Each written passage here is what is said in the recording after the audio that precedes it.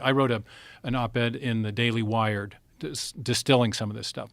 What the James Webb telescope is able to do is to, in fact, what it was constructed to do was to detect extremely long wavelength radiation, stuff that's outside the visible range. I call it uber redshifted.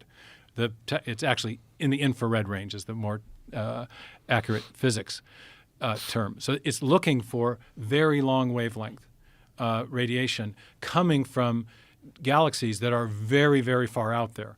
Now, why would it be looking for that? Well, because if the universe is expanding as we would expect based on the Big Bang Theory, then the radiation coming from things very, very far out in space and therefore very far back in time should be very stretched out, more stretched out than stuff that's closer at hand. So the James Webb was constructed in hopes of detecting that type of radiation if it existed. It's not assuming that it necessarily would, but it would be a way of confirming the expansion of the universe has been going on for a very long time.